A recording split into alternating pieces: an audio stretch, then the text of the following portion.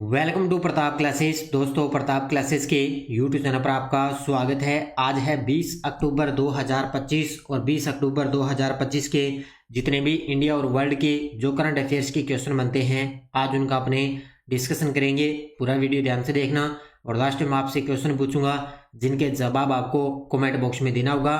आज अपने पढ़ेंगे 11वां भारत अंतर्राष्ट्रीय विज्ञान महोत्सव कहाँ आयोजित हुआ। पहले तेजस MK-1A लड़ाकू विमान का अनावरण किया गया और हर्ष संघवी ने गुजरात के उप मुख्यमंत्री के रूप में शपथ ली है। इनकी आज हम चर्चा करेंगे पूरे लेटेस्ट न्यूज़ के साथ में। डेली आपको सुबह ये करंट अफेयर्स की क्लास आपको मिलती है और ये सभी जो भी साथी दिल्ली पुलिस, कोई UPSC, bank, SSC, GD, RS, railway, कोई भी एग्जाम हो, सभी के लिए क्लास आपके लिए रामबाण है साबित होगी, क्योंकि कंटिन्यू आपको क्लास मिल रही है। और आज 20 अक्टूबर 2025 सभी साथियों को मेरी तरफ से और मेरी पूरी टीम की तरफ से दीपावली की बहुत बहुत शुभकामनाएं। और ये पूरा एक आनंद का त्यौहार है, दीपावली पर्व का त्यौहार है। तो इसी के साथ आपको आज क्लास मिल रही है, हो सकता है कल अपने एक दिन छुट्टी रखेंगे, ठीक है। तो करते हैं स्टार्ट आज की क्लास 20 अक्टूबर 2025। और ये दीपावली का महा ऑफर चल रहा है आपके लिए। प्रताप क्लासेज ऐप में 50% की छूट चल रही है। जितनी भी अपनी टेस्ट सीरीज है ऑनलाइन, उनमें आपके लिए 24 अक्टूबर तक ये ऑफर रहेगा। 24 अक्टूबर तक ये ऑफर रहेगा, तो इसका जल्द से जल्द इसका फ़ायदा उठा लेना। तो सबसे पहले हम कल तो संडे था, कल संडे के दिन आपको वीकली करंट अफेयर्स की क्लास मिली थी। जो शनिवार के दिन हमने करंट पढ़ा उसको रिवाइज कर लेते हैं एक बार। IUCN विश्व संरक्षण कांग्रेस 2025 कब और कहाँ आयोजित हुई? 9 से 15 अक्टूबर अबू धाबी में। एनले पासपोर्ट इंडेक्स 2025 के अनुसार भारत की रैंकिंग है 85वें स्थान। भारतीय मूल की जाने मानी कुचिपुड़ी डांसर अरुणिमा कुमार को किस सम्मान से किंग चार्ल्स तृतीय द्वारा नवाजा गया? ऑनरेरी ब्रिटिश एम्पायर मेडल से। भारत के किस केंद्रीय मंत्री ने मोरक्को में रक्षा सुविधा केंद्र का उद्घाटन किया? रक्षा मंत्री राजनाथ सिंह। अडानी ग्रुप सोनप्रयाग से केदारनाथ तक कितनी लंबी रोपवे का निर्माण कर रहा है? 12.9 किलोमीटर। स्वच्छता ही सेवा अभियान 2025 की थीम स्वच्छोत्सव। और सितंबर 2025 में भारत का वस्तु व्यापार घाटा कितने अरब अमेरिकी डॉलर हो गया? 32.15। तो ये थे परसों के क्वेश्चनों का रिवाइज हमने कर लिया। और ये अपनी स्कूल व्याख्याता के लिए करंट अफेयर्स की टेस्ट सीरीज लॉन्च हो चुकी है। और इसके अंदर आपको अब दीपावली के बाद में अलग से टॉपिक वाइज भी आपको क्लास मिलेगी छोटी छोटी, और टेस्ट भी आपको ऐप के अंदर मिलने लग जाएगी। तो जरूर आप ले लेना। इसमें 50% इसके अंदर भी ऑफ है चल रहा है। एग्जाम तक वैलिडिटी रहेगी। इसमें मंथली, वीकली, इसके अलावा मंथली PDF भी मिलेगी। और इसके अलावा अभी आपको दीपावली के बाद में छोटी छोटी क्लासें स्टार्ट होगी अलग अलग, जैसे खेल खिलाड़ी पुरस्कार की, उनका यूट्यूब पर आपको सोल्यूशन मिलेगा और यहाँ पे आपको टेस्ट मिल जाएगा। बस आप ये अच्छे तरीके से ज्वाइन करो। अब की बार अपना एक भी क्वेश्चन गलत नहीं होना चाहिए फर्स्ट ग्रेड के अंदर। तो निश्चित तौर से ये टेस्ट सीरीज जरूर ज्वाइन करो, आपका बढ़िया तरीके से अभ्यास हो जाएगा। करते हैं स्टार्ट आज की क्लास 20 अक्टूबर। सभी साथी एक बार करेंगे सेशन को लाइक शेयर। सभी साथियों को प्यार भरा नमस्कार, गुड मॉर्निंग। एक बार फिर से सभी साथियों को दीपावली की बहुत बहुत शुभकामनाएं। पहला प्रश्न आपके सामने, 11वां भारत अंतर्राष्ट्रीय विज्ञान महोत्सव कहाँ आयोजित किया गया है? 11वां भारत अंतर्राष्ट्रीय विज्ञान महोत्सव कहाँ आयोजित किया गया? ये अभी हाल ही में हुआ है चंडीगढ़ के अंदर। कहाँ पे हुआ है? चंडीगढ़ के अंदर। ये अभी हुआ नहीं है, अभी आगे होगा, ठीक है।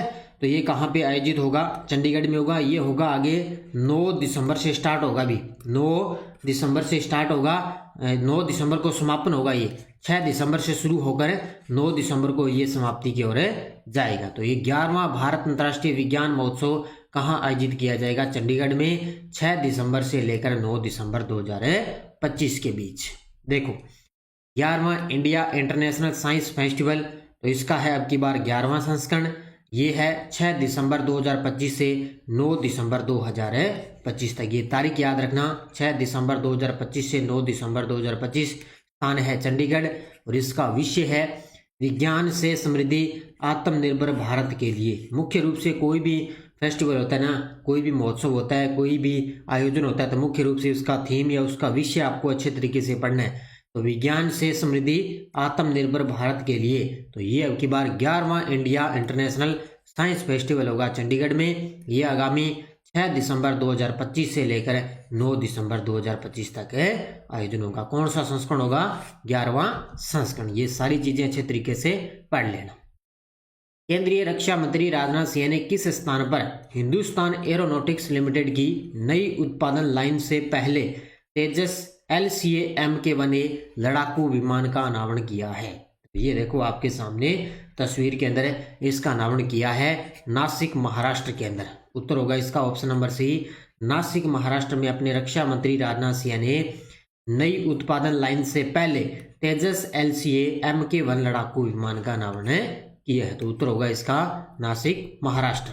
देखो डिटेल, एक तो है तेजस LCA-MK-1 एरो, एक है HTT 40 से जुड़ी प्रमुख जानकारियां। देखो, स्थान हिंदुस्तान एरोनॉटिक्स लिमिटेड, नई उत्पादन लाइन नासिक महाराष्ट्र के अंदर।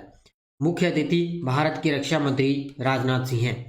तेजस LCA-MK-1A, ये पहले तेजस MK-1 लड़ाकू विमान का अनावरण किया गया सबसे पहले, और रक्षा मंत्री ने विमान की पहली उड़ान का भी अवलोकन किया है। यानी कि इसमें अनावरण करते भी किस प्रकार अच्छे तरीके से चल रहे हैं, उसका उड़ान का अनावरण करते हैं अभी, ठीक है, ये अच्छे तरीके से उड़ान बढ़ता है, ठीक है। और दूसरा है HTT 40 प्रशिक्षण विमान, ये है हिंदुस्तान टर्बो ट्रेनर 40 के लिए दूसरी उत्पादन लाइन का उद्घाटन भी किया है। अब ये देखो, LCA तेजस MK-1 का अनावरण भी किया और नई उत्पादन लाइन है उसका भी लाइन का उद्घाटन किया है। ये HTT 40 विमान भारतीय वायुसेना के पायलटों को प्रशिक्षण देने के लिए डिजाइन किया गया है। यानी कि भारतीय वायुसेना के जो पायलट हैं उनको प्रशिक्षण देने के लिए इसको डिजाइन किया, यानी कि उनको प्रशिक्षण दिया जाए, उनका अभ्यास एक बार करवाया जाए। तो ये अब के लिए रक्षा मंत्री राजनाथ सिंह ने LCA-MK-1 तेजस लड़ाकू विमान का अनावरण किया है। किया कहाँ पे है? ये किया है नासिक महाराष्ट्र के अंदर। ऑपरेशन शिव शक्ति किसके द्वारा संयुक्त रूप से संचालित किया गया था? ऑपरेशन शिव शक्ति, ये याद रखना, जितने भी ऑपरेशन है, एक आधा पर्सन एग्जाम के अंदर ऑपरेशन से आता ही आता है। ऑपरेशन शिव शक्ति किसके द्वारा संयुक्त रूप से संचालित किया गया? तो ये भारतीय सेना की व्हाइट नाइट कोर, जिसको बोलते हैं 16 कोर, और है जम्मू कश्मीर पुलिस द्वारा, ठीक है। भारतीय सेना की व्हाइट नाइट कोर है 16 कोर, और एक जम्मू कश्मीर की जो पुलिस है उन दोनों के द्वारा ऑपरेशन शिव शक्ति चलाया गया था। तो उत्तर होगा इसका ऑप्शन नंबर सी। देखो, ऑपरेशन शिव शक्ति संचालक एजेंसियां भारतीय सेना की व्हाइट नाइट कोर, 16 कोर और जम्मू कश्मीर पुलिस के द्वारा चलाया गया। प्रमुख उद्देश्य जम्मू कश्मीर में आतंकवाद के विरुद्ध अभियान चलाना। अब आपको पता है सबसे ज़्यादा आतंकवाद कहाँ पे है? लगभग जम्मू कश्मीर में है, उसके विरुद्ध अभियान चलाना। अभियान का प्रकार संयुक्त आतंकवाद विरोधी अभियान है, सेना और पुलिस के समन्वय से संचालित है, और अभियान कई खुफिया एजेंसियों द्वारा एकत्रित स्टिक जानकारी पर आधारित रहता है। यानी कि ये अभियान कई खुफिया एजेंसी है ना, उस पर एकत्रित स्टिक जानकारी पर आधारित था, जिसके द्वारा ये अभियान चलाया गया था, ऑपरेशन शिव शक्ति। तो ये भारतीय सेना की व्हाइट नाइट कोर और जम्मू कश्मीर पुलिस द्वारा ये अभियान चलाया गया था। All India institute of Ayurveda किस मंत्रालय के अंतर्गत कार्य करता है? ये देखो आपके सामने तस्वीर में, all India institute of Ayurveda किस मंत्रालय के अंतर्गत कार्य करता है? तो नाम से ही पता चल रहा है कौन सा मंत्रालय है? आयुष मंत्रालय। ऑप्शन नंबर सी, किस मंत्रालय के तहत? आयुष मंत्रालय। तो संस्थान का नाम all India institute of Ayurveda, किसके अंतर्गत? आयुष मंत्रालय, भारत सरकार। अभी इसका 9वां स्थापना दिवस मनाया गया है और नई दिल्ली के अंदर कैंप्स में इसका आयोजन किया गया। अब क्यों चर्चा में है? क्योंकि हाल ही में जो all India institute of Ayurveda है, इसका हाल ही में 9वां स्थापना दिवस मनाया गया। कहाँ पे? नई दिल्ली में। और क्या क्या उद्देश्य रहा? एक तो आयुर्वेद शिक्षा में उत्कृष्ट योगदान, शोध में गुणवत्ता और नवाचार, रोगी देखभाल में उच्च स्तर की सेवाएं, देश और विदेश में आयुर्वेद प्रचार प्रसार में भूमिका, ये मुख्य रूप से इनका महत्व रहा है। तो इसलिए हाल ही में 9वां स्थापना दिवस मनाया गया नई दिल्ली में, और किसके अंतर्गत कार्य करता है? आयुष मंत्रालय के तहत। उत्तर प्रदेश का पहला निजी रेलवे स्टेशन कौन सा है और वह किस प्रकार के प्रबंधन मॉडल के तहत संचालित होगा? ये भी गजब का प्रश्न है। उत्तर प्रदेश का पहला निजी रेलवे स्टेशन कौन सा है? तो वो है गोमती नगर रेलवे स्टेशन। कौन सा? Gomti Nagar railway station. और वह किस प्रकार के प्रबंध मॉडल के तहत संचालित होगा? वो होगा हाइब्रिड प्रबंधन मॉडल। तो उत्तर होगा इसका option number D, Gomti Nagar railway station है उत्तर प्रदेश का पहला निजी रेलवे स्टेशन है और ये हाइब्रिड प्रबंधन मॉडल पर आधारित रहेगा। तो गोमती नगर रेलवे स्टेशन उत्तर प्रदेश का पहला निजी रेलवे स्टेशन, उत्तर प्रदेश का पहला निजी रेलवे स्टेशन, प्रमुख मॉडल हाइब्रिड प्रबंधन मॉडल रहेगा और रेलवे के नियंत्रण में रहेंगी सेवाएं जैसे ट्रेनों की आवाजाही, यात्री सुरक्षा और टिकट बिक्री पर ये सेवाएं इसके अंदर रहेगी। नियंत्रण में ये सेवाएं रहेगी, ट्रेनों की आवाजाही रहेगी, यात्री सुरक्षा रहेगी, टिकट की बिक्री भी रहेगी। तो ये सीधा याद रखना कि किस राज्य में पहला निजी रेलवे स्टेशन लगा, तो गोमती नगर रेलवे स्टेशन है उत्तर प्रदेश के अंदर। अब देखो आपके सामने वन लाइनर करंट पहला है, क्योंकि आज ज़्यादा क्वेश्चन बने नहीं है क्योंकि दीपावली का त्यौहार चल रहा है, तो इस वजह से अब जो मुख्य क्वेश्चन है वो मैंने आपको करवा दिए। अब देखो वन लाइनर आपके सामने, गुजरात की राजनीति में 17 अक्टूबर 2025 को हर्ष संघवी ने गुजरात के उप मुख्यमंत्री के रूप में शपथ ली है। गजब का प्रश्न है अभी। 17 अक्टूबर 2025 को हर्ष संघवी ने गुजरात के उप मुख्यमंत्री के रूप में शपथ ली है।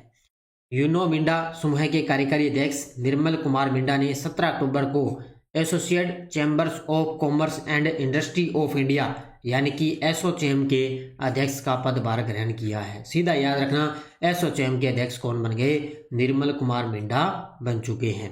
और विदेश मंत्रालय ने नगमा मोहम्मद मलिक को जापान के अंदर में भारत की राजदूत नियुक्त किया है। तो नगमा मोहम्मद मलिक है वो जापान के अंदर भारत की राजदूत नियुक्त हो चुकी है। ये तीनों के तीनों वन लाइनर है, इनको अच्छे तरीके से पढ़ लेना, ठीक है। तो ये टेलीग्राम ग्रुप है, कोई सूचना, कोई लिंक, कोई नोटिफिकेशन सब आपको टेलीग्राम पे सूचना मिल जाएगी। कल अगर क्लास आएगी तो मैं टेलीग्राम पे सूचना डाल दूंगा, और हो सकता है नहीं आए क्लास, उसकी सूचना मैं टेलीग्राम पे डाल दूंगा। पिछले वीडियो का क्वेश्चन क्या था? भारत का सबसे बड़ा एआई डेटा हब किस शहर में बनाया जाएगा? तो ये बनाया जाएगा विशाखापट्टनम के अंदर। बहुत सारे विद्यार्थियों ने बड़े गजब के जवाब दिए, उन सभी को बहुत बहुत शुभकामनाएं। अब देखो क्वेश्चन फॉर यू, वैश्विक भूख सूचकांक 2025 में भारत की रैंकिंग और स्थिति क्या है? 75वें स्थान, 102वां स्थान, 89, 123वें स्थान पर।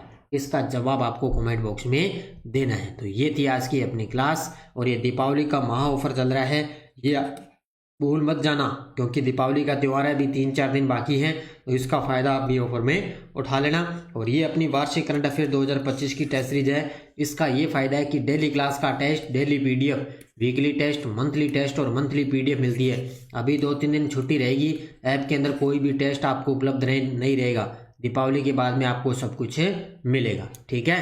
तो daily test, daily PDF, weekly test, monthly और मंथली पीडीएफ आपको मिलती है। इसका मतलब ये है, अगर आज आप ये टेस्ट सीरीज ले रहे हो तो आपको सिर्फ 31 दिसंबर तक ही करंट इसके अंदर मिलेगा। ये नहीं है भी 1 साल है तो 1 साल तक मिलेगा, ये ऐसा नहीं होगा। 31 दिसंबर तक ही मिलेगा, क्योंकि 2025 का पीछे वाला करंट भी आपको 1 साल का पूरा इसके अंदर मिल जाएगा, ठीक है। और ये अपनी एसआई की करंट अफेयर्स की टेस्ट सीरीज चल रही है, सभी पे 50% ऑफ है। दिल्ली पुलिस के लिए करंट की टेस्ट सीरीज है, इस पर भी 50% ऑफ आपको उपलब्ध हो रहा है। रीट मेंस एसएसटी की चल रही है, इसका भी फायदा आप उठा सकते हो। वीडियो की बुक है, इसका रिवीजन आप कर सकते हो। तो ये थी आज की अपनी क्लास, सभी साथी करेंगे वीडियो को जाते जाते लाइक शेयर। और आज दीपावली का त्यौहार है, अच्छे तरीके से अपने परिवार के साथ दीपावली का त्यौहार बनाइए। तो जाते जाते सभी साथियों को एक बार फिर से दीपावली की बहुत बहुत शुभकामनाएं। धन्यवाद। जय हिंद, जय भारत, जय राजस्थान।